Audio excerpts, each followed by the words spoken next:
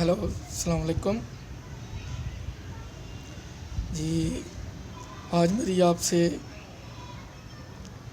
ये 20वीं मुलाकात है। जैसा कि मैं आपको बताया कि मेरी एजुकेशन एफए थी और मैथ का मैं एक बहुत ही कमज़ोर स्टूडेंट था। हाँ, इंग्लिश मेरी अच्छी थी, हिस्ट्री भी अच्छी थी, इकोनॉमिक्स में भी ठीक था। बस एक मैथ था जो अच्छा नहीं था। उर्दू में बड़े अच्छे थे नंबर। मेरा हाल मैट्रिक में out of 150 I got I think 140। English मेरी बहुत अच्छी थी।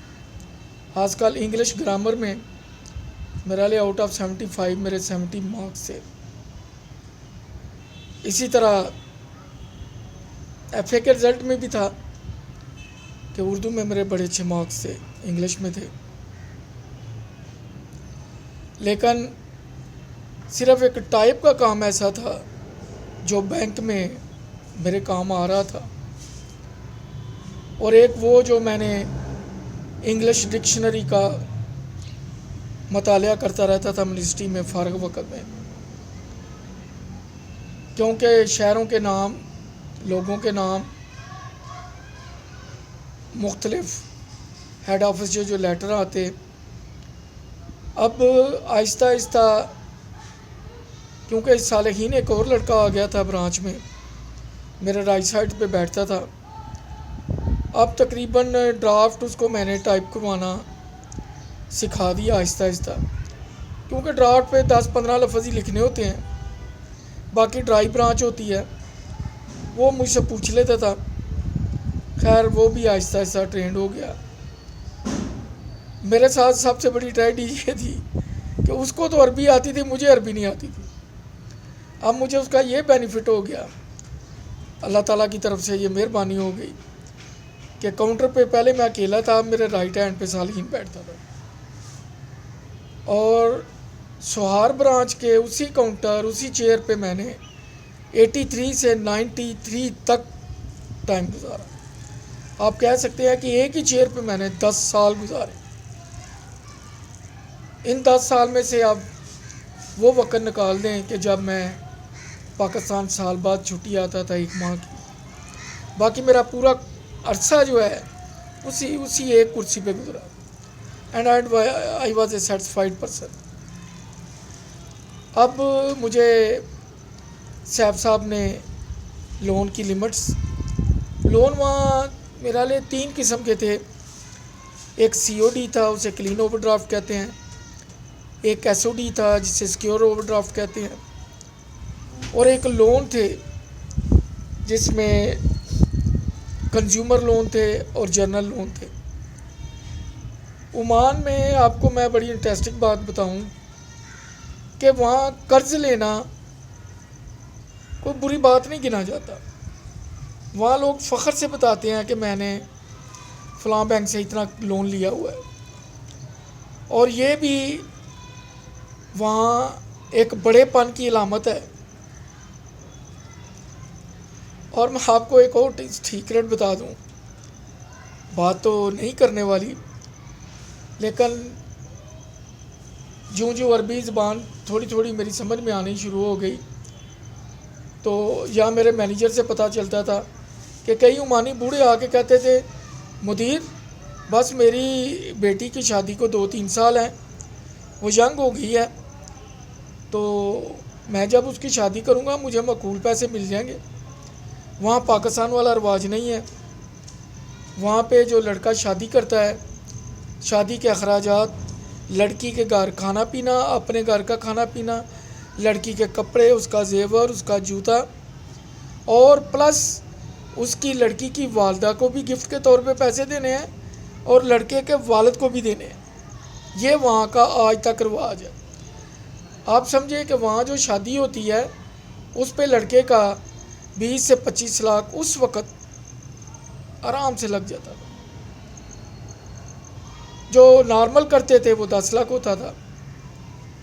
اور اگر لڑکی پڑھی لکھی نہیں ہے، جاب نہیں کرتی، تو اس کی قیمت کم ہوتی تھی، اور اگر لڑکی کو ٹیچر ہوتی، بینک میں ملازم ہوتی، تو اس کے ماں باپ اس کے لیے پیسے زیادہ ڈیمانڈ کرتے تھے۔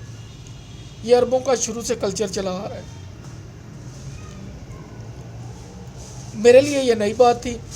خیر، یہ قصہ درمیان میں آ گیا ایڈوانسز میں۔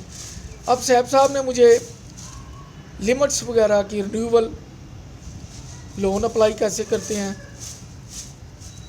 جو پریسکرائبڈ فارم ہے وہ کیسے فل کرتے ہیں، اس کے آخر میں ایک ریمارکس کا کالم تھا، وہ مجھے ایک پیپر پہ لکھ دیتے تھے تو میں ٹائپ کر دیتا تھا۔ اور میں نے ایک دن جرت کر کے کہا کہ سر، اگر آپ مجھے اجازت دیں تو میں ذرا خود بھی ٹرائی کر کے آپ کو لکھ کے دے سکتا ہوں۔ میں نے لکھا تو وہ خوش ہوئے۔ اب مجھے ذہانت میں، ٹیمپرامنٹ میں، ورکنگ میں سیف الرحمان صاحب کی شکل میں ایک آئیڈیل مل گیا۔ ایماندار اور محنتی میرے والد صاحب، اللہ پہ توکل کرنے والے، نکتہ بین، نکتہ چین، نکتہ شناس، مستقبل پہ نظر رکھنے والے، انہوں نے جتنی باتیں کہی تھی اپنی لائف میں، وہ 93 میں اس دنیا سے رخصت ہوئے، تو اب تقریباً 27 سال ہو گئے ہیں۔ ایک ایک بات ان کی سچ ہو رہی ہے۔ یہ اللہ تعالیٰ سے ان کو گاڈ گفٹڈ تھی۔ وہ فوراً کنکلوژن پہ جمپ نہیں کرتے تھے، وہ سوچتے تھے، اور وہ یہ بھی دیکھتے تھے کہ یہ جو میں کام کرنے والا ہوں، اس کے آفٹر شاکس کیا ہوں گے، اس کا میری اولاد پہ، میرے فیملی پہ کیا اثر پڑے گا۔ اس کے بعد وہ کوئی فیصلہ کرتے تھے۔ خیر، جب میں ڈی سی آفس میں تھا تو میرے آئیڈیل وہاں رفیق امان مجسٹریٹ تھے۔ ہی واز آلسو اے سلم اسمارٹ ینگ بوائے، آپ کہہ سکتے ہیں، ینگ ایج میں تھے، مجسٹریٹ تھے وہ بالکل رابن ہوڈ جیسے لگتے تھے۔ میں انہیں پسند کرتا تھا، وہ ڈیئر اینڈ بولڈ تھے۔ اب اسی طرح کے میرے پاس سیف الرحمان صاحب آ گئے۔ اسلام آباد میں تو لیفٹیننٹ کرنل ریٹائر تھے، انہوں نے مجھے ٹیڑے کو سیدھا کر دیا کہ اوئے شوئے نہیں چلتا،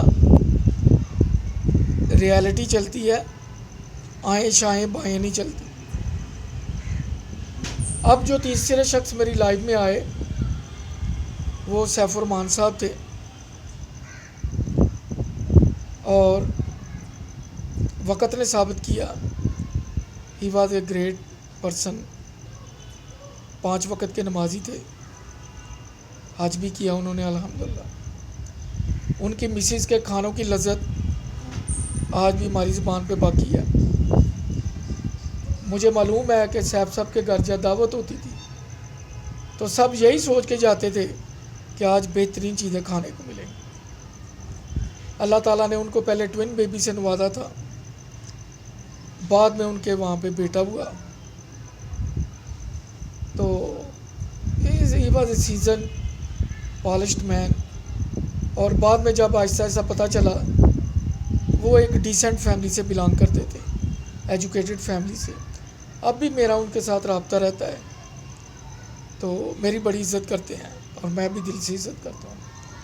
بلکہ یہ میں ان کو کہتا ہوں کہ جو میں آج ہوں سیف صاحب، اگر آپ سے میری ملاقات نہ ہوتی تو شاید میں ایسا نہ ہوتا۔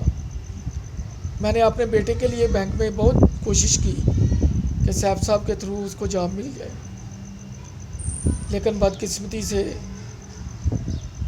اس وقت سیف صاحب بینک سے ریٹائر ہو چکے تھے، اور ریٹائرمنٹ کے بعد پاکستان میں رواج ہے کہ کوئی کسی کی بات نہیں سنتا۔ اور ہم جیسے، جب میں چھوڑ کے پاکستان آیا، یہاں کی بات کر رہا ہوں، تو کوئی نون لیگ کی سفارش مانگتا ہے، کوئی پی ٹی آئی کی سفارش مانگتا ہے، یہ نہیں دیکھتا کہ بچہ آگے کتنا پڑھا لکھا ہے، اور تجربہ مانگتے ہیں۔ یو اسٹوپڈ پیپل، جب آپ اسے جاب نہیں دے گے تو تجربہ کہاں سے گھر سے لے کے آئے گا؟ کہاں سے تجربہ لے کے آئے گا وہ؟ جب وہ کالج سے یونیورسٹی سے نکلا ہے آپ کہہ رہے ہو 2 year experience, what is it naan sense.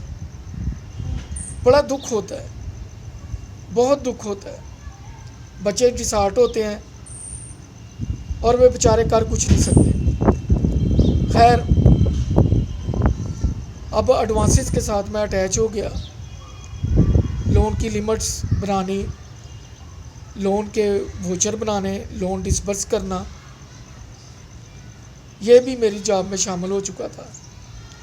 Weekend پہ میں بھائیوں کے پاس چلا جاتا تھا.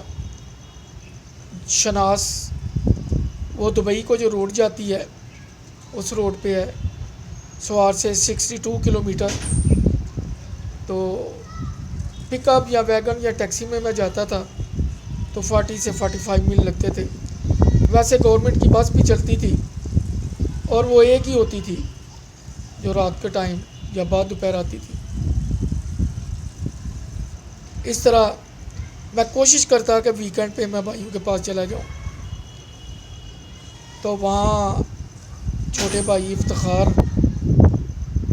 وہ ماشاءاللہ اب ان کا کام آہستہ آہستہ بہتر ہونا شروع ہو گیا. اور پہلے تو ہوٹل پہ کھانا کھاتے تھے، اب انہوں نے کوشش کر کے کہ چلے اب گھر پہ بناتے ہیں. تو ماشاءاللہ انہوں نے جب ٹرائی کی تو ان کے کھانوں میں لذت آنی شروع ہو گئی. اس دوران میں چھوٹے بھائی ممتاز بہترین فٹ بالر تھے، اسلامیہ کالج کی ٹیم کی طرف سے کھیلتے تھے. وہ بھی پڑھ چکے تھے اور اب چونکہ ایک رواج بن گیا تھا، ٹرینڈ تھا باہر جانے کا، تو والد صاحب نے سوچا کہ اس کو بھی باہر بھیج دیتے ہیں. اس کی عمر اس وقت کم تھی اور عمان میں میرا خیال ہے شاید 20 ایئر کا بین ہے کہ below 20 year no one can enter as a labourer, as a professional, as a skilled worker. تو ان کی عمر کوئی 2 سال بڑھانی پڑی. خیر آگے چل کے بتاؤں گا کہ نئی چینج کیا آئی. اپنا خیال رکھیے گا. اللہ حافظ.